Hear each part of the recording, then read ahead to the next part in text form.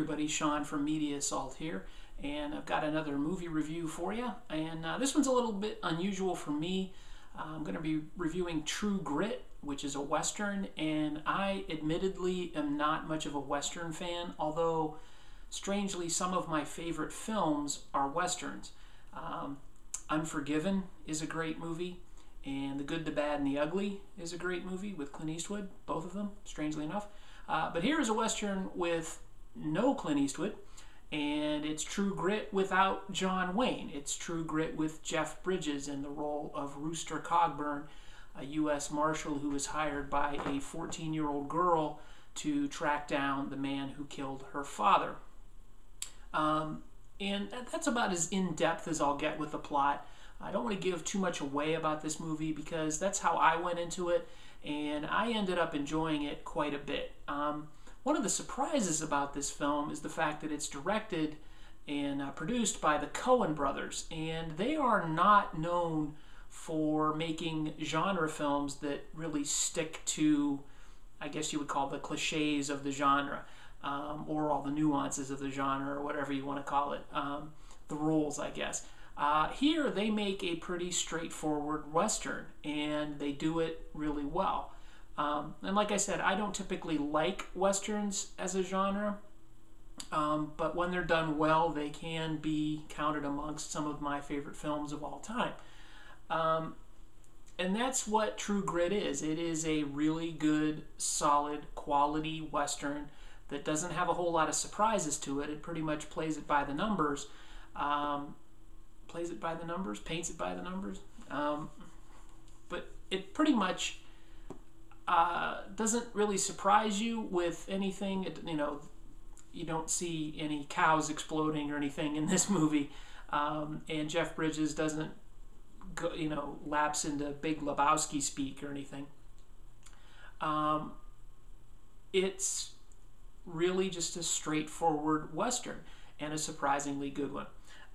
Some things of note, one of the things that is typical of some of the reviews I've seen for True Grit is this tendency to compare it to the original 1969 movie starring John Wayne. I can't make that comparison because it's been so long since I've seen the original True Grit. I don't really remember anything about it. I was probably like 5 when I saw that film, and I don't really remember too much about it other than I know I've seen it.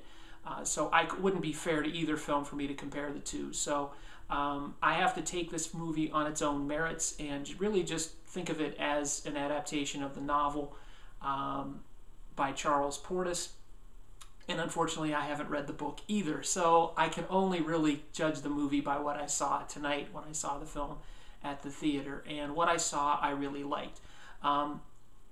Jeff Bridges is great in his performance. Some people have been talking about whether or not the movie, or the performance rather, is Oscar worthy. I would have to say probably not. It's not really a great performance in that it really stretches the boundaries of what Jeff Bridges can do as an actor.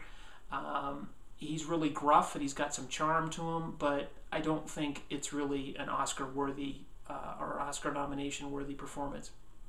On the other hand, Hallie Steinfeld, who plays Maddie Ross, the 14-year-old girl who hires the Rooster Cogburn character, she's fantastic in this movie, and her performance is great. The script and the lines that she's given to deliver are well done. So she's got a lot to work with there. She does a great job. Matt Damon is in this movie, and he plays a character called LaBeef, although I'm not sure that that's actually how it's meant to be pronounced, but that's how it's pronounced through the entire movie. He's a Texas Ranger also looking for the man who killed Maddie's father, but for different reasons, and he's actually really good in this film. When I heard that Matt Damon was in True Grit, I kind of chuckled a little bit, thinking about how, in the South Park movie, that he was referred to in that film and how he was portrayed in that film. And every time I hear his name, that's immediately what comes to mind. But he's really good in the movie as well. But I really think the standout performance here is Hallie Steinfeld.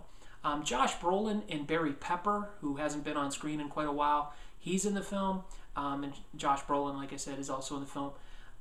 They're good. They're not in it for very long, but they play their supporting parts very well. So if you're looking for a really good movie to see, and you haven't seen this already, it came out around Christmas time, definitely check it out. It's well worth the cost of admission, full price admission for a ticket at the theater.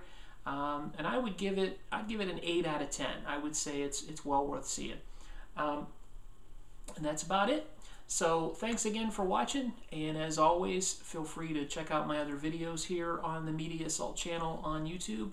And don't forget, I do have a website. It is media-assault.com, where you can check out the archive of about 300 movie reviews that I've written over the past 13 years. I guess it's coming up on 14 years now. And I've got some video game reviews there and a little bit of music reviews there as well. And then you can also check us out on Facebook. Yes, we're on the Facebook, and that is facebook.com/mediaassault, no dash. So I'll put a link down below so you can check that out. So thanks again. Feel free to comment, rate, and of course subscribe. Thanks again for watching. See you later.